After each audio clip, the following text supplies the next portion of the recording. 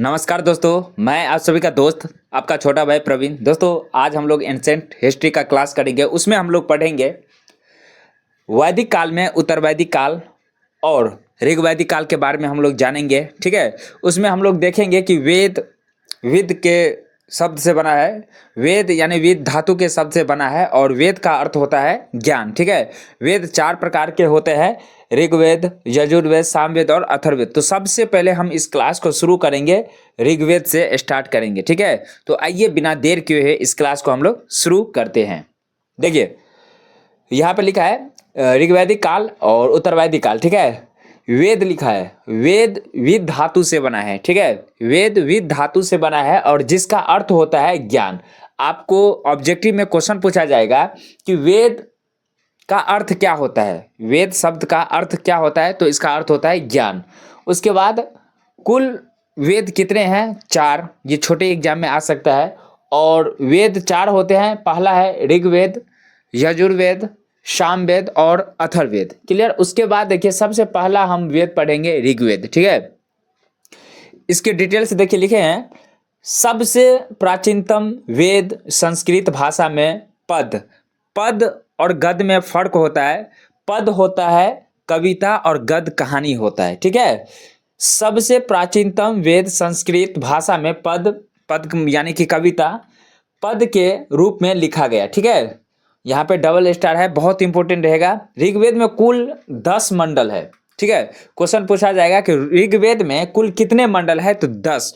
और कितने सूक्त, तो 10,580। ठीक है, ऋग्वेद में कुल 10 मंडल है और 10,580 जो है ये सूक्त है। ठीक है, उसके बाद स्टार लगा है डैश।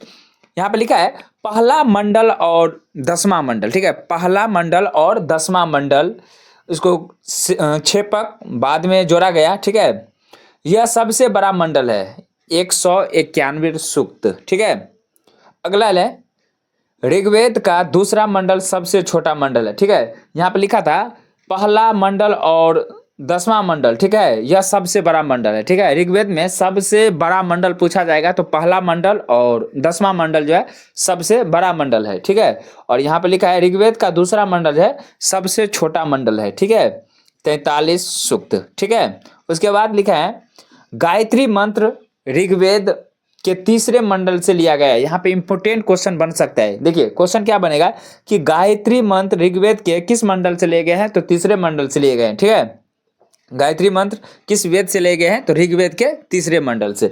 ठीक है, उसके बाद देखिए, यहाँ पे लिखा है ऋग्वेद के चौथे मंडल में कृषि संबंधित कार्यों का उल्लेख है। ठीक है, पूछा जाएगा कि ऋग्वेद के किस मंडल में जो है कृषि का उल्लेख है, कृषि के बारे में जो चर्चा किया गया है, तो चौथे मंडल में। ठीक है, ऋग्वेद के चौथे मंडल में जो है कृषि का उल्लेख किया गया है। उसके बाद देखिए, यहाँ पे लिखा है ऋग्वेद के 7वें मंडल में 10 राजाओं के युद्ध का उल्लेख किया गया। यह भी क्वेश्चन पूछा जा सकता है कि ऋग्वेद के किस मंडल में 10 राजाओं का उल्लेख किया गया है, तो 7वें मंडल में जो है 10 राजाओं का उल्लेख किया गया है। क्लियर। आगे देखिए, लिखा है ऋग्वेद के 9वें मंडल का यानी कि ऋग्वेद के 9वां मंडल जो है उसको सोम मंडल भी कहा जाता है। ये लिखा है ऋग्वेद के 9वें मंडल को। ठीक है, ऋग्वेद के 9वें मंडल को जो है सोम मंडल भी कहा जाता है। ठीक है, तो ये चीज याद रखिएगा। अगला देखिए, यहाँ पे लिखा है डबल स्टार, इंपोर्टेंट है। ऋग्वेद के 10वें, ठीक है, ऋग्वेद के 10वें मंडल के पुरुष सूक्त। क्लियर, पुरुष सूक्त में पहली बार शूद्र शब्द का जो है प्रयोग किया गया। ये क्वेश्चन इसलिए इंपोर्टेंट बन जाएगा, यहाँ पर क्वेश्चन बनेगा कि ऋग्वेद के किस मंडल में पहली बार शूद्र शब्द का प्रयोग किया गया, तो ऋग्वेद के 10वें मंडल में जो है पुरुष सूक्त सबसे पहली बार जो है शूद्र शब्द का जो है प्रयोग किया गया। ठीक है, ऋग्वेद के 10वें मंडल में। क्लियर। आगे देखिए, लिखा है ऋग्वैदिक संस्कृति के निर्माण कर्ता आर्य है। ठीक है, ऋग्वैदिक संस्कृति के निर्माणकर्ता कौन है, तो आर्य है। ठीक है, और यहाँ पर देखिए आर्य का अर्थ पूछा जाएगा। आर्य का अर्थ पूछा जाएगा तो आर्य का अर्थ होता है श्रेष्ठ, उच्च। ठीक है, आर्य का अर्थ होता है श्रेष्ठ। ठीक है, और आर्य जो है भारत में, ये यहाँ भी इंपॉर्टेंट है, आर्य अपने भारत में जो है किस पर्वत से प्रवेश किया गया करा था, ठीक है, तो हिंदू कुश पर्वत से। ठीक है, आर्य भारत में प्रवेश किया किस पर्वत से? तो हिंदुकुश पर्वत से प्रवेश किया। और किस दर्रा से भारत में प्रवेश किया? तो खैबर दर्रा से। तो ये थे कुछ इंपॉर्टेंट आज का क्लास।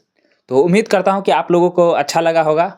और यदि आप लोग चैनल पर पहली बार विजिट किए हैं तो इस चैनल को जो है आप लोग लाइक और सब्सक्राइब अवश्य कीजिएगा, और स्टूडेंट के साथ जो है शेयर इस क्लास को अवश्य कीजिएगा, ठीक है। और मिलते हैं इसी अंदाज में नेक्स्ट क्लास में। तब तक के लिए खुश रहिए, मुस्कुराते रहिए। जय हिंद, वंदे मातरम, हर हर महादेव।